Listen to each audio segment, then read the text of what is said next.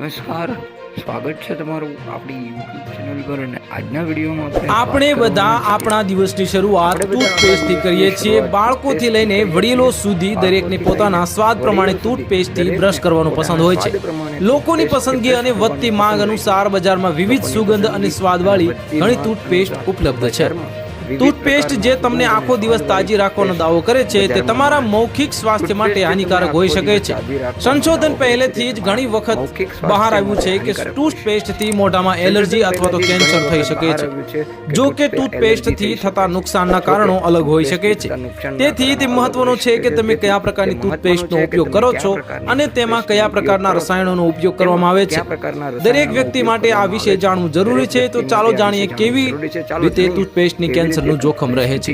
કેન્સરનું જોખમ જ્યારે તમે ટૂથપેસ્ટ ખરીદો છો ત્યારે શું તમે તેની પાછળ આપવામાં આવેલી માહિતી પર ધ્યાન આપો છો?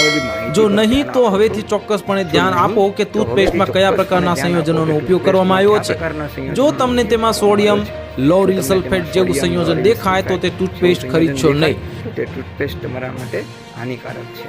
તો મિત્રો, આ રીતે તમને તમારા ટૂથપેસ્ટનો ઉપયોગ તમે જે કરી રહ્યા છો, તમે દિવસને સ્ફૂર્તિભર્યો પસાર કરવા માંગો છો, તો તમે તમારી ટૂથપેસ્ટ એ કેન્સરનું જોખમ વધારે છે કે નહીં એ જોવાનો સૌપ્રથમ આગ્રહ રાખો। મિત્રો, ફરી મળીશું નવા વિડીયોમાં।